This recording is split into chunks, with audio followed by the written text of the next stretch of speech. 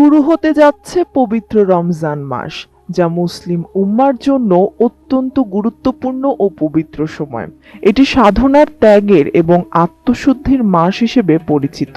প্রতিদিন রোজা রাখা, নামাজ, দোয়া ও কোরআন পাঠের মাধ্যমে এই মাসে মানুষ নিজেদের আত্মিক ও সামাজিক জীবনকে সমৃদ্ধ করে।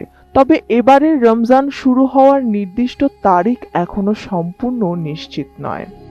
সৌদি আরবের হিজরি ক্যালেন্ডার অনুযায়ী রমজান আগামী বুধবার 18 ফেব্রুয়ারি থেকে শুরু হওয়ার সম্ভাবনা রয়েছে। সৌদি আরবের দাপ্তরিক হিজরি বর্ষপঞ্জি উম্মাল কুরা অনুযায়ী আগামী বুধবার 18 ফেব্রুয়ারি রমজানের প্রথম দিন নির্ধারিত হয়েছে। তবে সংযুক্ত আরব আমিরাতের কয়েকটি জ্যোতির্বিদ্যা সংস্থা জানিয়েছে মঙ্গলবার মধ্যপ্রাচ্যের কোথাও চাঁদ দেখা যাবে না, কিন্তু চাঁদ দেখা না গেলে তারিখ পরিবর্তিত হতে পারে। সাম্প্রতিক বছরগুলোতে সৌদি আরবের চাঁদ দেখার ঘোষণাকে ঘিরে বিতর্কে পড়েছে। অভিযোগ রয়েছে চাঁদ দেখা যাক বা না যাক, উম্মাল কুরা ক্যালেন্ডার অনুযায়ী রমজান ও ঈদের তারিখ ঘোষণা করা হয়। গত বছরের 26 মার্চ মধ্যপ্রাচ্য ভিত্তিক সংবাদ মাধ্যম মিডল ইস্ট আই এক প্রতিবেদনে জানায়, কয়েক বছর ধরে সৌদি সরকারের বিরুদ্ধে চাঁদ দেখার তথ্য নিয়ে প্রশ্ন উঠেছে। বিতর্কের মূল কারণ হলো ইসলামী বর্ষপঞ্জি চন্দ্রভিত্তিক। এতে 12 মাস থাকে এবং প্রতিটি মাস 29 বা 30 দিনের হয়। রমজান ও ঈদের তারিখ নির্ধারণে চাঁদ দেখার বিষয়টি অত্যন্ত গুরুত্বপূর্ণ। কিছু দেশ নিজস্ব চাঁদ দেখা কমিটির মাধ্যমে সিদ্ধান্ত নেয়, অন্যদিকে কিছু দেশ সৌদি আরবের ঘোষণার উপর নির্ভর করে।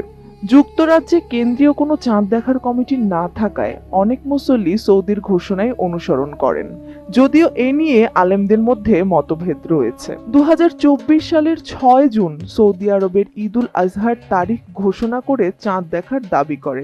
তবে জ্যোতির্বিদদের একাংশ তখনও বলেন বৈজ্ঞানিক হিসাব অনুযায়ী সেদিন চাঁদ দেখা সম্ভব নয়। বিশেষজ্ঞদের মতে ইসলামিক বর্ষপঞ্জি বিষয়ক বিশেষজ্ঞ সংস্থা নিউ ক্রিসেন্ট সোসাইটির প্রতিষ্ঠাতা ইমাদ আহমেদ মিডল ইস্ট আইকে বলেন, বৈজ্ঞানিকভাবে যেখানে চাঁদ দেখা সম্ভব নয়, সৌদি সেখানে চাঁদ দেখার তথ্য দিতে ইচ্ছুক। এটি প্রায় আল কুরা বর্ষপঞ্জিকার সঙ্গে মিলে যায়, যার সঙ্গে বাস্তব চাঁদ দেখার বিষয়টি সব সময় সামঞ্জস্যপূর্ণ নয়। তার দাবি, প্রতি বছর নির্দিষ্ট এলাকার 2-3 জন ব্যক্তি চাঁদ দেখার দাবি করেন, অন্যরা তা করেন না।